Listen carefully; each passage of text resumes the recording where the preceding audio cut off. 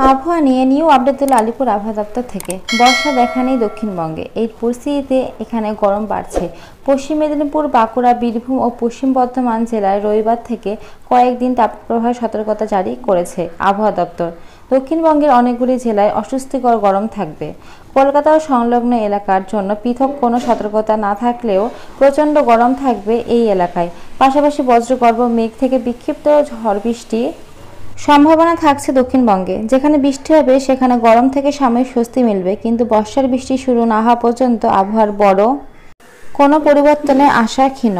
আগামী সপ্তাহের মাঝামাঝি থেকেই দক্ষিণবঙ্গে বৃষ্টি বাড়বে বলে জানিয়েছে কেন্দ্রীয় আবহাওয়া দপ্তর।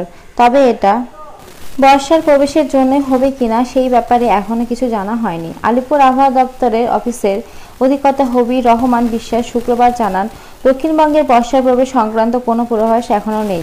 কেন্দ্রীয় আবহাওয়া দপ্তর এই দিন জানিয়েছে 2-3 দিনের মধ্যে মুম্বাইয়ে বর্ষা ঢুকে যাবে।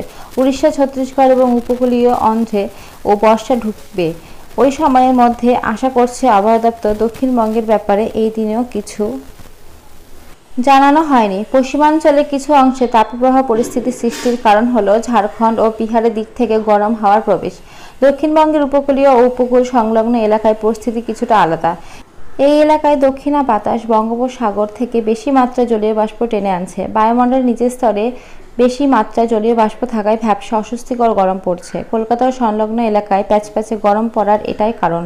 কলকাতা শুক্রবার সর্বোচ্চ তাপমাত্রা 37.1 ডিগ্রি সেলসিয়াস ছিল। এটা স্বাভাবিকের চেয়ে 2 ডিগ্রি বেশি। বাতাসে জলীয় বাষ্প বেশি থাকার জন্য কলকাতা সহ উপকূলীয় এলাকায় তাপমাত্রার পরিস্থিতি তৈরি হবে না।